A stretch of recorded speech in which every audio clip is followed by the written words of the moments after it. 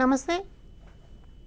ఉపాధ్యాయ అర్హత పరీక్షకు సంబంధించిన మనోవిజ్ఞాన శాస్త్రపరమైన అంశాలు, చైల్డ్ డెవలప్మెంట్ అండ్ పెడగాగికి సంబంధించి మనం విభిన్న అంశాలని పరీక్ష దృష్ట్యా పరిశీలిస్తూ ఉన్నాం.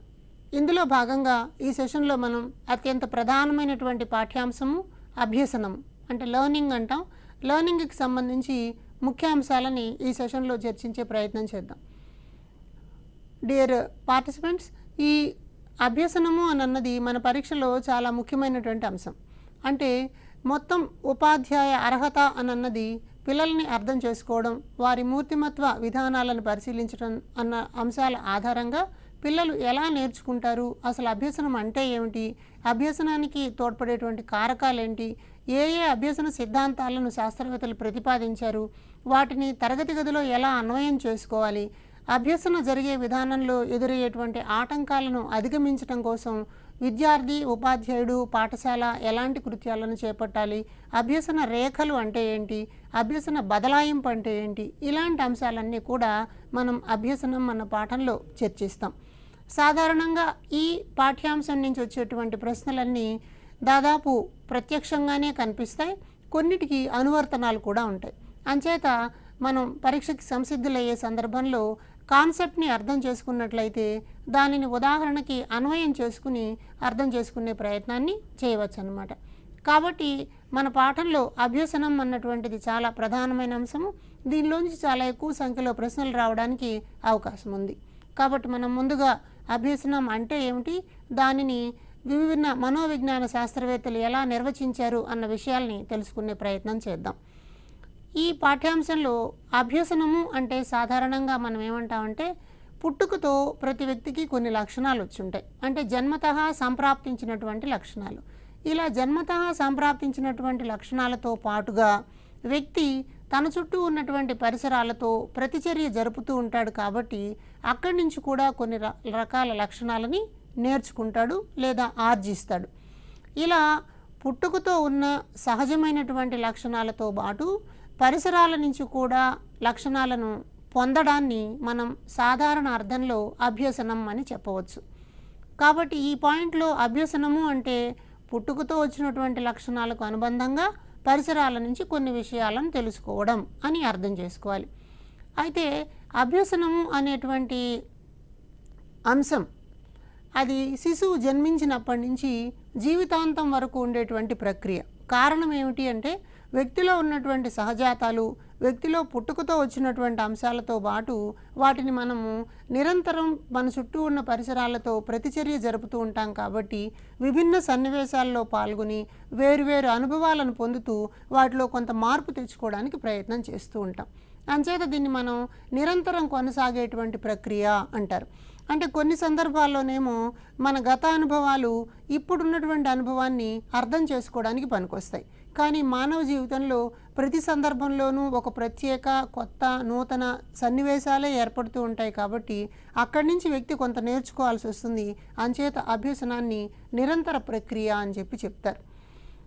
అలాగే ఇది మామూలుగా శారీరకంగా వచ్చేటువంటి మార్పులు, లేకపోతే శారీరక పరిమాణంలో వచ్చినటువంటి మార్పు, శారీరక అవయవాలలో వచ్చినటువంటి మార్పులను మనం అభ్యసనము అని చెప్పి అనకూడదంటారు.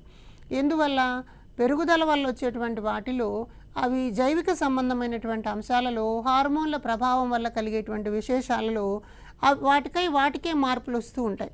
దానికేమి సాధన, అభ్యాసం అన్నవి అవసరం లేదన్నమాట. కాబట్టి ఇలాంటి వాటిని మనం అభ్యసనము అని చెప్పలేం. అది మార్పే అయినప్పటికీ కూడా ఆ మార్పు వెనకాల సాధన, ప్రేరణ ఇలాంటివేమీ ఉండవు. కాబట్టి అది అభ్యసనం కాదు అని గుర్తుపట్టాలి. ఈ పాయింట్ మీద కూడా మనకి గతంలో చాలాసార్లు ప్రశ్నలు అడుగున్నారు. ఈ క్రింది వానిలో అభ్యసనం కానిది ఏది అని అంటారనమాట. అభ్యసనం కానిది ఏది అంటే పెరుగుదల వల్ల వచ్చేటువంటి మార్పు అని చెప్తారు. కాబట్టి అభ్యసనం గురించి మనం అర్థం చేసుకునే సందర్భంలో అభ్యసనము అన్న భావాన్ని ఎలా చూడాలి అంటే అనుభవము, శిక్షణ ఇవి రెండూ దానికి అవసరమవుతాయి. ఒక సన్నివేశంలో పాల్గొనాలి. ఆ సన్నివేశంలో పాల్గొనడం ద్వారా వ్యక్తి కొన్ని విషయాలను నేర్చుకుంటాడు. దాన్ని కొంత శిక్షణ పొందుతాడనమాట. ప్రాక్టీస్ చేస్తాడు, అభ్యాసం చేస్తాడు. అందువల్ల వచ్చేటువంటి శాశ్వతమైన మార్పుని మనం అభ్యసనం అనవచ్చు అంటారు.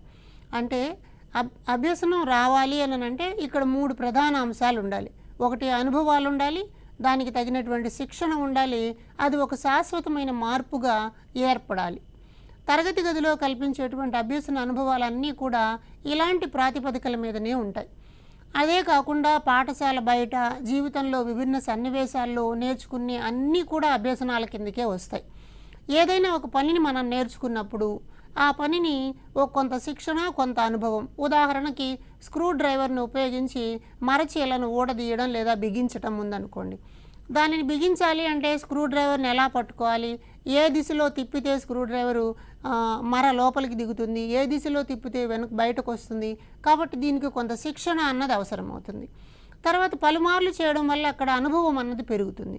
ఒకసారి ఆ పని చేయడం మనకు వచ్చిన తర్వాత ఎప్పుడైనా సరే సునాయాసంగా మనం స్క్రూ డ్రైవర్ ఉపయోగించి మరమేకుని బిగించడం లేదా ఊడదీయడం చేయగలుగుతాం. కాబట్టి ఇది ఒక శాశ్వతమైన మార్పులాగా ఆ నైపుణ్యం మనలో ఉండిపోతుంది. కాబట్టి అనుభవాలు, శిక్షణల వల్ల వచ్చేటువంటి శాశ్వతమైన మార్పుని అభ్యసనం అని చెప్పి చెప్తారు. అలాగే మరొక అంశాన్ని మనం ఇక్కడ చూడవచ్చు. ఏదైనా ఒక సన్నివేశంలో పాల్గొన్నప్పుడు లేదా ఒక అనుభవాన్ని గ్రహిస్తున్నప్పుడు ఆ సన్నివేశంలోకి వెళ్ళక ముందు ఉండేటువంటి ప్రవర్తన, దీన్ని మనం ఎంట్రీ బిహేవియర్ అంటాం. సన్నివేశంలో పాల్గొన్న తర్వాత కొన్ని అంశాలను తెలుసుకొని సన్నివేశంలోంచి బయటకు వచ్చిన తర్వాత దాన్ని ఎగ్జిట్ బిహేవియర్ అంటాం అన్నమాట. ఈ ఎంట్రీ బిహేవియర్కి, ఎగ్జిట్ బిహేవియర్కి మధ్యన ఉన్నటువంటి వ్యత్యాసాన్ని అభ్యసనం అని చెప్పి అంటారు. అంటే ఉదాహరణకి ఒక వ్యక్తి మొట్టమొదటిసారిగా ఒక పిల్లవాడు బొంగరంతో ఆట ఆడడం చూడడానికి వెళ్ళాడు. మొదటిసారిగా బొంగరాల ఆటను చూస్తున్నాడు.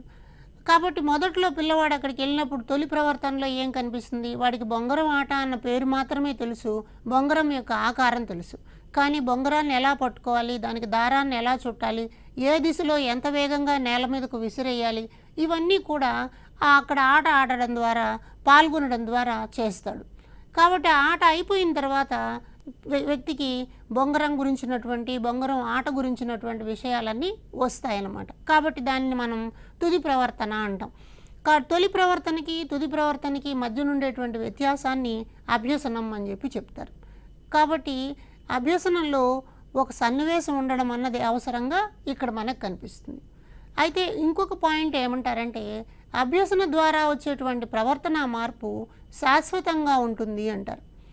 కాబట్టి ఒక ప్రవర్తనలో వచ్చేటువంటి మార్పులాగా మనం అభ్యసనాన్ని గమనించవచ్చు. అంటే జస్ట్ విషయాలను తెలుసుకోవడం మాత్రమే కాకుండా ఆ తెలుసుకున్నటువంటి సమాచారము లేదా విషయము తను అర్థం చేసుకుని నైపుణ్యంగా మార్చుకుని తన సంజ్ఞానాత్మక వికాసంలోకి దాన్ని తీసుకుని, అంటే దాన్ని మనసులోకి తీసుకుని దానిని తన ప్రవర్తనలో కూడా వ్యక్తం చేయగలిగితే అప్పుడు దాన్ని మనం అభ్యసనం అంటాం. ఇది శాశ్వతంగా కనిపిస్తుంది అంటారు. కాబట్టి అభ్యసన యొక్క అంతిమ ఫలితాన్ని మనం ఏం చెప్పొచ్చు, ప్రవర్తనలో కలిగేటువంటి మార్పు. ప్రవర్తన అంటే నడక, మాట తీరు, హావభావాలు, ఆలోచన శక్తి ఇవన్నీ కూడా సమ్మిళితమై ఉంటాయి. కాబట్టి ఒక వ్యక్తి ఒక విషయాన్ని నేర్చుకున్నాడు అంటే అది అతని మాటల ద్వారా, చేతల ద్వారా రిఫ్లెక్ట్ అవుతూ కనిపిస్తుంది అన్నమాట. కాబట్టి మనం చాలా సందర్భాల్లో చూస్తాం. ఉదాహరణకి ఒక పిల్లవాడు మొదటిసారి పాఠశాలలోకి వెళ్ళినప్పుడు పాఠశాలలో ఒక అభినయ గేయాన్ని, చిట్టి చిలకమ్మ అని ఒక అభినయ గేయాన్ని నేర్పించినట్లయితే పిల్లవాడు పాట పాడుతూ దాన్ని అభినయం చేస్తూ ఉంటాడు. ఇంటికి వచ్చిన తర్వాత కూడా అమ్మ దగ్గర, నాన్న దగ్గర, ఇతర పెద్దవాళ్ళ దగ్గర ఈ పాటను పాడుతూ నాట్యం చేస్తూ కనిపిస్తాడు. వాడు చాలా ఆనందంగా ఆ పాట పాడేటప్పుడు కనిపిస్తాడు. అంటే ఆ పాటని నేర్చుకోవడం ద్వారా, ఆ అభినయాన్ని నేర్చుకోవడం ద్వారా అతని ప్రవర్తనలో ఒక శాశ్వతమైనటువంటి మార్పు వచ్చినట్లుగా మనం గమనించవచ్చు. అయితే ఇది ఎలా వచ్చింది అని చూసినప్పుడు అక్కడ ఒక పని ఉంది, అక్కడ ఒక సన్నివేశం ఉంది, సన్నివేశంలో పాల్గొనడం ద్వారా అతను నేర్చుకుంటాడు. కాబట్టి అభ్యసన అని అన్నది తప్పనిసరిగా అనుభవంతో కూడినదిగా ఉండాలి అని మనకు తెలుస్తుంది. ఈ మూడు అంశాలు పరీక్ష దృష్ట్యా చాలా అవసరమైనవి. వీటిని ఒకసారి మనం మననం చేసుకునే ప్రయత్నం చేద్దాం. అయితే ఈ అభ్యసనానికి సంబంధించి మనం రకరకాలైనటువంటి మనోవైజ్ఞానికులు రకరకాల మాటలు చెప్పారు. వీటిని తెలుసుకునే ముందుగా అభ్యసనము అన్నటువంటి భావనలో ఏమేమి ప్రధాన అంశాలు ఉన్నాయో ఒకసారి చూద్దాం. అభ్యసనము అంటే అక్కడ ఒక సన్నివేశం ఉండాలి, ఆ సన్నివేశం ద్వారా వ్యక్తికి ఒక శిక్షణ ఇవ్వబడాలి, అది ఒక అనుభవాత్మక రూపంలోకి మార్చబడాలి, తర్వాత దాన్ని వ్యక్తి యొక్క ప్రవర్తనలో ప్రతిబింబించేటట్టుగా చేయగలగాలి. ఈ 4 పనులు జరిగితే అప్పుడు దానిని మనం అభ్యసనం అంటాం. కాబట్టి అభ్యసన గురించి నిర్వచనాలు ఇచ్చేటువంటి మనోవైజ్ఞానికులందరూ కూడా ఈ 4 అంశాల చుట్టూనే కనిపిస్తారు. అంటే అక్కడ ఎలాంటి అనుభవం ఇవ్వబడింది, అక్కడ ఇవ్వబడినటువంటి శిక్షణ ఎలా ఉంది, తర్వాత నైపుణ్యాలు ఇలాంటివి ఏమైనా అభివృద్ధి చెందబడుతున్నాయా, ఈ వచ్చినటువంటి మార్పు శాశ్వతంగా ఉందా లేదా, ఆ మార్పు వ్యక్తి యొక్క ప్రవర్తనలో, మాట తీరులో, హావభావాల్లో కనిపిస్తోందా లేదా, ఇవన్నీ కూడా ఈ నిర్వచనాల్లో మనకుంటాయి. అంచేత నిర్వచనాన్ని అర్థం చేసుకోవాలి అంటే అభ్యసన యొక్క మౌలిక స్వరూపం మనకు తెలిసి ఉండాలి. కాబట్టి సంక్షిప్తంగా చూసినట్లయితే అభ్యసనము లేదా లెర్నింగ్ అనేది అనుభవాలతో కూడుంటుంది, శిక్షణతో కూడుంటుంది, శాశ్వతంగా ఉంటుంది, ప్రవర్తనలో మార్పుకి దారితీస్తుంది. ఈ 4 స్తంభాల మీద నిర్మాణమైనటువంటి అభ్యసనం అన్నది వివిధ మనోవైజ్ఞానికులు ఎలా చెప్పారో చూద్దాం. పరీక్ష దృష్ట్యా ఈ నిర్వచనాలు చాలా ఇంపార్టెంట్. అదే సందర్భంలో నిర్వచనం మొత్తాన్ని మన వాళ్ళు ఎవరు రాయమని అడగరు కాబట్టి కీవర్డ్ చాలా ఇంపార్టెంట్. ఆ కీవర్డ్ ఆధారంగా ఏ నిర్వచనాన్ని ఎవరు చెప్పారన్నది మనం పరిశీలించుకోవచ్చు. మొదటగా ఒక నిర్వచనాన్ని చూడండి. అనుభవ ఫలితంగా వ్యక్తి ప్రవర్తనలో వచ్చే స్థిరమైన శాశ్వతమైనటువంటి మార్పు. కాబట్టి అభ్యసనం అనే దానిలో ఇక్కడ అనుభవం గురించి మాట్లాడుతున్నాడు, ప్రవర్తన గురించి మాట్లాడుతున్నాడు. అయితే మార్పు ఎలా ఉంటుంది అంటే స్థిరమైన శాశ్వతమైన మార్పు. ఈ మాట చెప్పినవాడు బెర్న్హార్డ్ అనే మనోవైజ్ఞానికుడు. కాబట్టి బెర్న్హార్డ్ ప్రకారం అనుభవం అనేది ఉంటుంది, అది స్థిరమైన శాశ్వతమైనటువంటి ప్రవర్తన మార్పుని కల్పిస్తుంది. అందరు ఇలాంటి నిర్వచనాలే చెప్తారు. ఎవరేం చెప్పారనేది మనం కన్ఫ్యూజ్ కాకుండా ఆ టెర్మినాలజీ ఇంపార్టెంట్ కాబట్టి బెర్న్హార్డ్ అనగానే మనం ఏం గుర్తుపెట్టుకోవాలి, స్థిరమైన శాశ్వతమైన మార్పు. మరి స్థిరము శాశ్వతము రెండు ఒకటే కదా అని అంటే సస్టైనబుల్ అంటాం. కాబట్టి ఇలాంటి మార్పుని మనం బెర్న్హార్డ్ ద్వారా చూస్తాం. అయితే అనుభవము శిక్షణ ద్వారా జరిగే పరివర్తన, ఈ మాట చెప్పిన వాడు గేట్స్. అనుభవాన్ని శిక్షణని ఇచ్చినప్పుడు ఒక పరివర్తన జరుగుతుంది. అంటే పరివర్తన అంటే మార్పు. ఇంతకు ముందు ఉన్నటువంటి దాన్ని ఇప్పుడు కొత్త స్థానంలో వచ్చి చేరుతుంది, దాన్ని మార్పు, పరివర్తన చెందాడు అంటాం. అంటే ఒక అంశాన్ని నేర్చుకున్న తర్వాత గతంతో పోలిస్తే ఇప్పుడు ఆ పనిని సమర్థవంతంగా చేయగలుగుతాడు. ఉదాహరణకి వస్తువులని వరుస క్రమంలో అమర్చడం ఉందనుకోండి.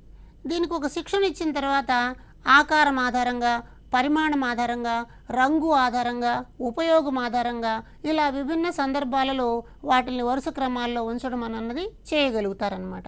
ఇలా జరిగేటువంటి పరివర్తనని అభ్యసనం అనవచ్చు అంటారు గేట్స్. అలాగే బోజ్ అనేటువంటి ఆయన ఏం చెప్తాడు అంటే ప్రేరణ ప్రతిచర్యల మధ్య ఏర్పడే సంబంధం లేదా బంధం అంటాం. అంటే అభ్యసన జరగాలి అంటే ప్రేరణ అన్నది చాలా అవసరం, అలాగే ప్రతిచర్య కూడా చాలా అవసరం. ప్రేరణ ప్రతిచర్య ఇవి రెండు చాలా కీలకం. నేర్చుకోవడానికి తోడ్పడేటువంటి అంశాన్ని ప్రేరణ అంటాం. ఆ ప్రేరణ కలిగినప్పుడు వ్యక్తి ఏదో ఒక ప్రతిచర్యని ఇస్తాడు. ఈ ప్రేరణకి ప్రతిచర్యకి 2-3 సార్లు చేయడం వల్ల ఒక బంధం ఏర్పడుతుంది. ఆ బంధాన్ని మనం అభ్యసనం అనాలి అని అంటాడు. అంటే ఉదాహరణకి గంట కొట్టారనుకోండి, స్కూల్లో పిల్లలందరూ ప్రార్థనా సమావేశానికి హాజరవుతారు. లేదా పీటీ మాస్టర్ విజిల్ ఊదాడు, విజిల్ ఊదగానే పిల్లలందరూ అటెన్షన్లో నిలబడతారు. ఇలా ఒక 4-5 సార్లు జరిగిన తర్వాత పీటీ మాస్టర్ విజిల్ ఊదగానే ఎక్కడున్నా సరే విజిల్ శబ్దానికి పిల్లలందరూ వచ్చి వరుసలో నిలబడతారు.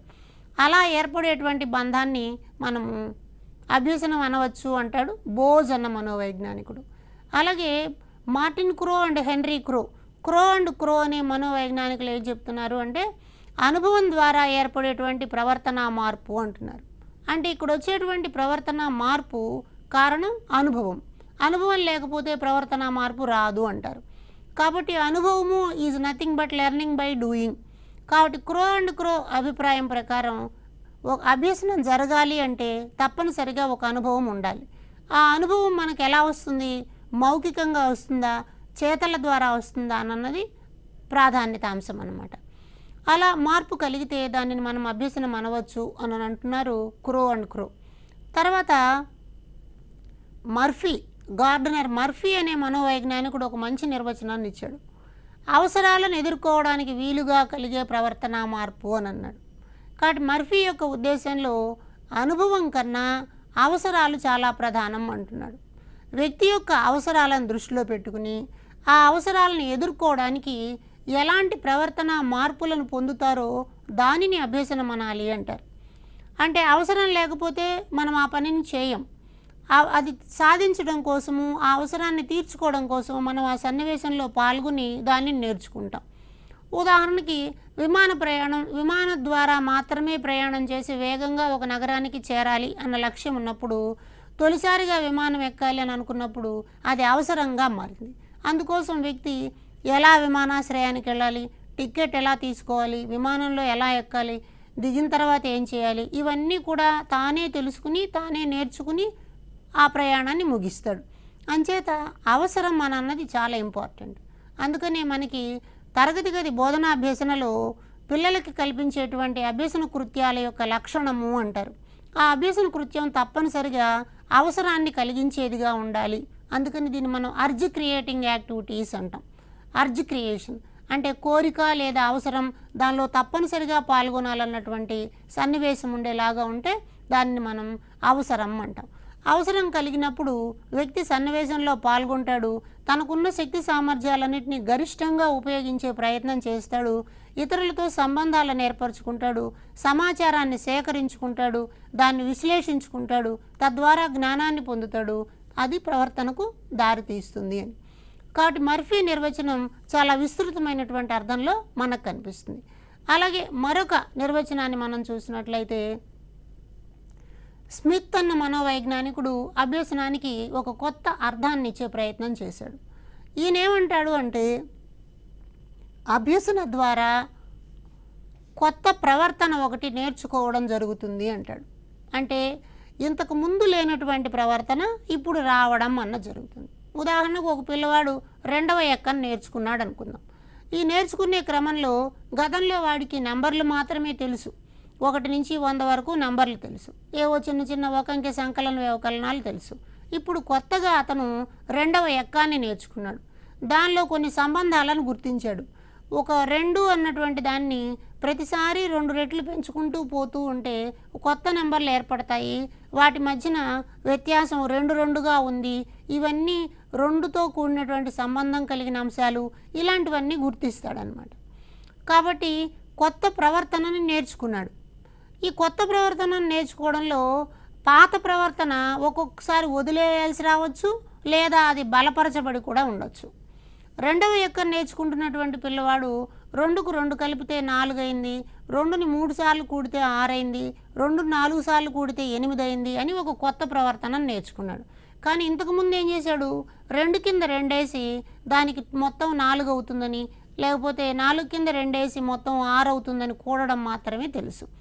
కాబట్టి ఇప్పుడు ఆ కూడికలో నేర్చుకున్నటువంటి పాత ప్రవర్తన ఈ ఎక్కను నేర్చుకోవడం ద్వారా బలపడేటువంటి అవకాశం ఉందన్నమాట. అలాగే ఇంతకుముందు కూడడం కోసం అతను రాళ్ళు, పుల్లలు ఇలాంటి వాటిని ఉపయోగించేవాడు. ఇప్పుడు ఎక్క నేర్చుకోవడం వల్ల 2ను 3 సార్లు కూడితే 6 వస్తుంది అని చెప్పేయగలుగుతున్నాడు. కాబట్టి గతంలో ఉపయోగించినటువంటి పుల్లల ఆధారంగా చేసే, రాళ్ళు ఆధారంగా చేసేటువంటి కూడికని ఇప్పుడు వదిలేశాడనమాట. అది అంటే మనకి కొత్త ప్రవర్తన నేర్చుకునే సందర్భంలో పాత ప్రవర్తనని బలపరచవచ్చు లేదా వదిలివేయవచ్చు, 2 ఉంటాయి అని చెప్పాడు స్మిత్ అన్న మనోవైజ్ఞానికుడు. ఇలాంటి నిర్వచనాల మీదనే ఎక్కువగా అప్లికేషన్ తరహా ప్రశ్నలు వస్తూ ఉంటాయి. ఉదాహరణకి ఇప్పుడు మనం అనుకున్న దాన్నే చూస్తే, 2వ ఎక్కం నేర్చుకున్న పిల్లవాడు రాళ్ళు, పుల్లలు ఉపయోగించి కూడిక చేయడాన్ని మానివేశాడు అని అంటే, కొత్తది నేర్చుకున్నప్పుడు పాతది మానివేశాడు అంటే హెన్రీ స్మిత్ ప్రకారం అభ్యసనం జరిగింది అని అర్థం అన్నమాట. కాబట్టి ప్రశ్నలు ఇలా ఉంటాయి. హెన్రీ స్మిత్ ప్రకారం అభ్యసనం జరగడం అనగా 2వ ఎక్కను నేర్చుకున్న పిల్లవాడు రాళ్ళు, పుల్లలతో 2తో కూడికలు చేసే విధానాన్ని మానివేయడం, లేదా అంకెల కూడికకు ఎక్కానికి సంబంధం ఉంది అని గుర్తించడం, ఇలాంటివి జరుగుతాయన్నమాట, కొత్త పాతల మధ్యన సంబంధాలు. అలాగే చాలా ముఖ్యమైన మరొక నిర్వచనాన్ని మనం చూద్దాం. పునర్బలనం చెందిన ఆచరణ వలన ప్రవర్తనలో ఏర్పడే దాదాపు శాశ్వతమైన మార్పు. ఇది డెస్కో, క్రాఫర్డ్ అనేటువంటి 2 మనోవైజ్ఞానికులు చెప్పారు. చాలాసార్లు మనకి టెట్లోను, డిఎస్సిలోను వచ్చినటువంటి డైరెక్ట్ డెఫినేషన్ ఇదనమాట. పునర్బలనం చెందిన ఆచరణ వలన ప్రవర్తనలో ఏర్పడే దాదాపు శాశ్వతమైన మార్పు. ఇంతకుముందు కూడా చాలామంది శాశ్వతమైన మార్పు అని చెప్పారు, స్థిరమైన శాశ్వతమైన మార్పు అని చెప్పారు, ప్రవర్తన మార్పు అని చెప్పారు. అయితే డెసకో క్రాఫోర్డ్ ఏమంటున్నారంటే ప్రవర్తనలో ఇలాంటి ఒక శాశ్వతమైన మార్పు రావాలి అని అంటే అది ఆచరణాత్మకమైన పని ద్వారా రావాలి అంటారు. ఆచరణాత్మకము అంటే దాన్ని పలుమార్లు చేస్తూ ఉండడం అని. అది ఎలా ఉండాలి? పునర్బలనము చెందినదిగా ఉండాలి. అది రీఎన్ఫోర్స్ చేయబడుతూ ఉండాలి. ఒకసారి చేశాక మళ్ళా చేయడానికి ప్రోత్సాహం ఇచ్చే ప్రయత్నం చేస్తే అప్పుడు అది శాశ్వతమైన మార్పు అవుతుంది అంటారు. ఉదాహరణకి అక్షరాలు, అంకెల కార్డులు ఉన్నాయనుకుందాం. కా అనే అక్షరాన్ని గుర్తించడం కోసము కడవ బొమ్మ ఉండేటువంటిది, కలప, కమలం ఇలాంటి బొమ్మలు ఉండేటువంటి కార్డులను చూపించి ఆ కార్డు ద్వారా ఈ అక్షరాన్ని గుర్తించే ప్రయత్నం చేశారనుకుందాం. ఒక 2-3 సార్లు కార్డు కా అనే కార్డులో కడవలో మొదటి అక్షరం కా అయి ఉంటుంది, కలపలో మొదటి అక్షరం కా అయి ఉంటుంది అని అభ్యాసం జరిగిన తర్వాత కమలం అనేటువంటి కార్డును చూపించినా కూడా అందులో మొదటి అక్షరం కా అంది అని చెప్పి గుర్తించగలుగుతారు. కాబట్టి దీనిని మనం పునర్బలనం చేస్తాం. వెరీ గుడ్, ఒకటోది బాగా చేసావు, ఇప్పుడు రెండవ కార్డును చూసి కా ఎక్కడ ఉందో గుర్తించు, నెక్స్ట్ మూడవది వర్ణమాలలో కా ఎక్కడ ఉందో గుర్తించు, తర్వాత మన తరగతి గదిలో కా అన్న పేరుతో ఉండేటువంటి పిల్లలు ఎవరున్నారో వాళ్ళ పేరేమిటో గుర్తించు. ఇట్లా పునర్బలనం చేయడం ద్వారా, దానిని ఆచరణలోకి తీసుకోవడం ద్వారా ప్రవర్తనలో వచ్చేటువంటి శాశ్వతమైన మార్పుని మనము అభ్యసనం అనాలి అని చెప్తారు డెసకో మరియు క్రాఫోర్డ్. కాబట్టి డెసకో క్రాఫోర్డ్ నిర్వచనంలో ముఖ్యాంశాలు ఏమున్నాయి? విషయాన్ని పునర్బలనం చెందించాలి, దాన్ని ఆచరణలోకి తీసుకురావాలి, అప్పుడు మాత్రమే అది ఒక ప్రవర్తన మార్పు అవుతుంది, ఏర్పడినటువంటి మార్పు శాశ్వతంగా ఉంటుంది అని చెప్పి తెలుస్తుంది అన్నమాట. అలాగే హంటర్ అన్న మనోవైజ్ఞానికుడు చెప్పిన నిర్వచనాన్ని చూద్దాం. హంటర్ ఏమంటారంటే అనుభవము, శిక్షణ ద్వారా ప్రవర్తనలో వచ్చేటువంటి మార్పు. ఇందాకేమో పునర్బలనం చెందాలి, ఆచరణ ఉండాలి అని అన్నాం. ఇప్పుడు ఈయనేమంటున్నాడు? అది అనుభవం ఉండాలి, శిక్షణ ద్వారా రావాలంటున్నారు. శిక్షణ ఇవ్వడం ద్వారా మాత్రమే అనుభవం కలుగుతుంది. అనుభవాలు ఏర్పడాలి అంటే శిక్షణనివ్వాలి. ఇవి రెండు ఒకదానితో ఒకటి సంబంధం కలిగినటువంటి అంశాలు. కాబట్టి అనుభవము, శిక్షణ రెండు సమిష్టిగా ఉన్నప్పుడు, రెండు కలిపి ఒకదానితో ఒకటి ప్రయాణం చేస్తున్నప్పుడు వ్యక్తిలో ఒక మార్పు దారి తీయడానికి అవకాశం ఉంది అంటాడు హంటర్. అంచేత తరగతి గదిలో, పాఠశాలలో, పాఠశాల బయట, పాఠశాలలో ఉన్నటువంటి విభిన్న సన్నివేశాల్లో, అది ప్రయోగశాల, గ్రంథాలయము, ఆట స్థలము, తర్వాత సెమినార్ ప్లేసు, వర్క్ ప్లేస్, ఇలాంటి వాటన్నిటిలోనూ పిల్లల అనుభవాలని పొందాలి. అలాంటి అనుభవాల ద్వారా పిల్లల్లో ఒక శాశ్వతమైన మార్పు వస్తుంది అని చెప్తారు హంటర్. అలాగే మరొక అంశాన్ని చూద్దాం. అంతర్గత ప్రవృత్తితో సంబంధం లేకుండా ఏర్పడే స్థిరమైన ప్రవర్తన మార్పు. ఇది ఒక వెరైటీ డెఫినేషన్ అన్నమాట. అంతర్గత ప్రవృత్తితో సంబంధం లేకుండా అంటే వ్యక్తిగతంగా పుట్టుకతోనే కొన్ని అంశాలు ఉంటాయి, అంటే కొన్ని సహజ సామర్థ్యాలు, వైఖరులు ఇట్లాంటివి ఉంటాయి అన్నమాట.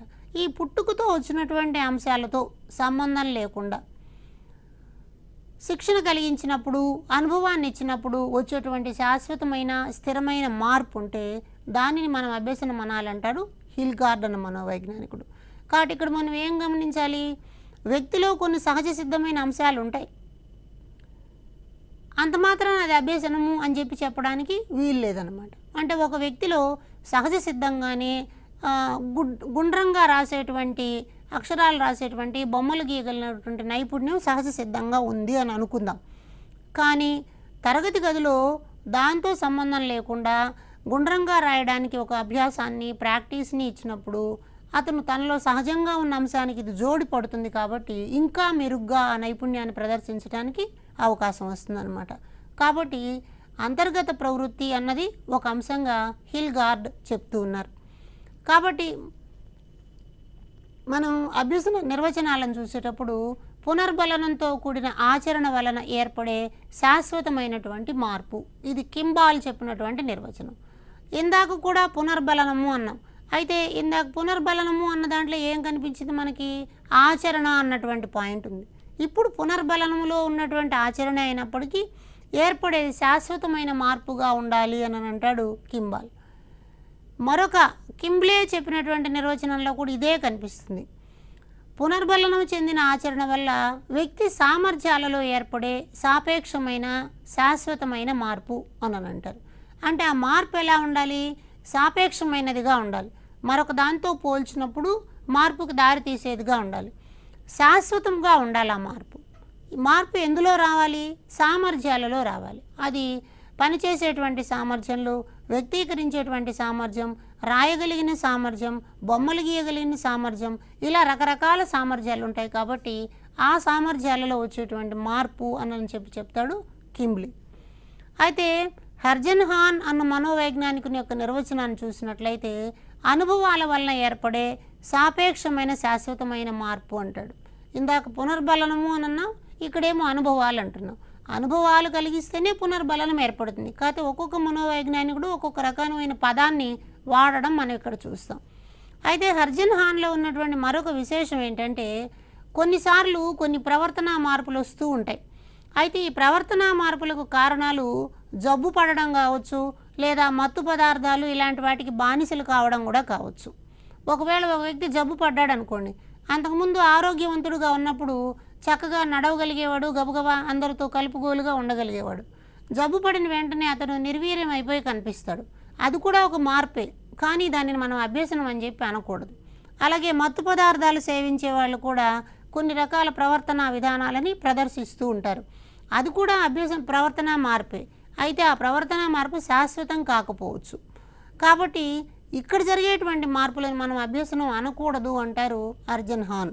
కాబట్టి ఇక్కడ అనుభవాలు సాపేక్షంగా ఉండాలి, శాశ్వతంగా ఉండాలి అని చెప్పినప్పటికీ అనుభవాలు యొక్క ప్రాధాన్యతగా మాత్రమే ఉంది, కానీ జబ్బులు, మత్తు పదార్థాలు అన్నవి మనం దృష్టిలోకి తీసుకోవాల్సిన అవసరం లేదు అని అన్నది గమనించాలి. కాబట్టి ఈ విధంగా మనకి రకరకాలైనటువంటి అభ్యసన నిర్వచనాలు మనకు కనిపిస్తాయి. కాబట్టి నిర్వచనాలలో ప్రతి దాంట్లోనూ ఒక కీవర్డ్ని ఒక్కసారి గుర్తుపెట్టుకునే ప్రయత్నం చేద్దాం. బెర్న్హార్డ్ అనగానే మనకేం తెలియాలి? స్థిరమైన శాశ్వతమైన మార్పు. బెర్న్హార్డ్ ప్రకారం మార్పు స్థిరము, శాశ్వతము. అలాగే గేట్స్ ద్వారా ఏం తెలియాలి? ఇది ఒక పరివర్తన లాంటిది. పరివర్తన అన్న పదాన్ని మిగిలిన వాళ్ళు ఎవరు వాడలేదు, అందరూ ప్రవర్తన అన్నారు. ఈయన పరివర్తన అన్నాడు. కాబట్టి గేట్స్ ఉద్దేశంలో పరివర్తన అన్నది ముఖ్యం. బోజ్ అనేటువంటి వాడు ఏం చెప్తున్నాడు? ప్రేరణ ప్రతిచర్యల మధ్య ఏర్పడే సంబంధం అంటారు. కాబట్టి ఒక ప్రేరణ ఉండాలి, ఒక ప్రతిచర్య ఉండాలి. క్రో అండ్ క్రో ఏమంటున్నారు? అనుభవం ద్వారా ఏర్పడేటువంటి ప్రవర్తన మార్పు. మర్ఫీ ప్రకారం అవసరాలను ఎదుర్కోవడానికి కలిగించేటువంటి ప్రవర్తన మార్పు. అలాగే పాత ప్రవర్తన, కొత్త ప్రవర్తన అన్న అంశాల దృష్ట్యా చెప్పిన వాళ్ళు స్మిత్. డెసికో క్రాఫోర్డ్ ఏమంటున్నారు? పునర్బలనం చెందిన ఆచరణ వలన ఏర్పడుతుంది అంటున్నారు. హంటర్ అనే మనోవైజ్ఞానికుడు ఏం చెప్తున్నాడు? అనుభవము, శిక్షణ ద్వారా వచ్చేటువంటి మార్పుగా దీనిని పేర్కొన్నాడు. హిల్గార్డ్ ప్రకారం అంతర్గత ప్రవృత్తితో సంబంధం లేకుండా ఉంటుంది అని అన్నాడు. అలాగే కింబాల్ అన్న ఆయన పునర్బలనము, ఆచరణ రెండూ ఉండాలి అంటారు. కింబ్లే ఏమంటున్నాడు? పునర్బలనము, ఆచరణ ఉన్నప్పుడు సాపేక్షమైన శాశ్వతమైనటువంటి మార్పు అంటున్నాడు. అలాగే మత్తు పదార్థాలు, వీటి ద్వారా వచ్చేటువంటి దానిని మనం అభ్యసనం అనకూడదు అని చెప్పాడు హర్జన్ హాన్. ఈ నిర్వచనాలన్నీ కూడా పరీక్ష దృష్ట్యా చాలా ప్రధానమైనటువంటి అంశాలు. అయితే ఇలాంటి అభ్యసనానికి కొన్ని ప్రధానమైన లక్షణాలు ఉంటాయి. ఆ లక్షణాలను కూడా మనం గమనించాలి పరీక్ష దృష్ట్యా. అభ్యసనం వైయక్తిక లక్షణాన్ని కలిగి ఉంటుంది. వైయక్తిక అంటే వ్యక్తి నుంచి వ్యక్తికి తేడాతో ఉంటుంది.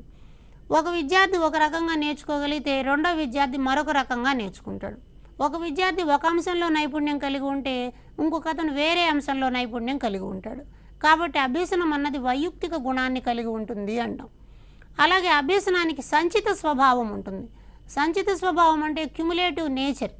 ఒక అంశాన్ని నేర్చుకున్న తర్వాత దాని ఆధారంగా రెండవ అంశాన్ని, దాని ఆధారంగా మూడవ అంశాన్ని నేర్చుకోవడానికి వీలవుతుంది. అక్షరాలు నేర్చుకోవడం తర్వాత 2 అక్షరాల పదాలు, 3 అక్షరాల పదాలు చదువుతారు. ఆ పదాలు వచ్చిన తర్వాత గుణింతాలను చదువుతారు. గుణింతాల ఆధారంగా కొత్త పదాలను చదవడం, వాటి ఆధారంగా వాక్యాలని, పారాగ్రాఫుల్ని చదవడం అన్న లక్షణం వస్తుంది. కాబట్టి దీన్ని సంచిత స్వభావము అంటాం.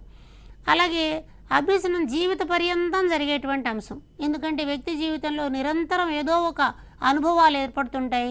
ప్రతి అనుభవం కొత్తగా ఉంటుంది. కొత్త అనుభవాన్ని నుంచి ఏదో ఒకటి నేర్చుకుంటూ ఉంటాడు. కాబట్టి ఇది జీవిత పర్యంతం కొనసాగేటువంటి సన్నివేశం. కాబట్టి నేర్చుకోవడం అన్నది లైఫ్ టైం లాంగ్గా ఉండడం అనేది మనం వ్యక్తులకు అలవాటు చేయాలి పాఠశాల ద్వారా అని ఇక్కడి నుంచి మనం గుర్తించుకోవచ్చు అన్నమాట. అట్లా మనం అభ్యసనానికి సంబంధించినటువంటి లక్షణాలను కూడా అధ్యయనం చేయాలి. కాబట్టి ఈ మొదటి ఎపిసోడ్లో మనం అభ్యసనం యొక్క నిర్వచనాలను గమనిస్తున్నాం. శాస్త్రవేత్తలు వారి వారి అభిప్రాయాల దృష్ట్యా అభ్యసనానికి వివిధ ప్రమాణాలని ప్రతిపాదిస్తూ అందులో అనుభవం ఉండాలి, శిక్షణ ఉండాలి, ప్రవర్తన మార్పు రావాలి, అది శాశ్వతంగా ఉండాలి అని చెప్పి నిర్వచనాలను ఇవ్వడం జరిగిందనమాట. కాబట్టి ఈ విషయాలని ఉదాహరణలతో పాటు మనం అనలైజ్ చేసుకున్నట్లయితే పరీక్షలో మంచి మార్కులు పొందడానికి అవకాశం వస్తుంది. ధన్యవాదాలు.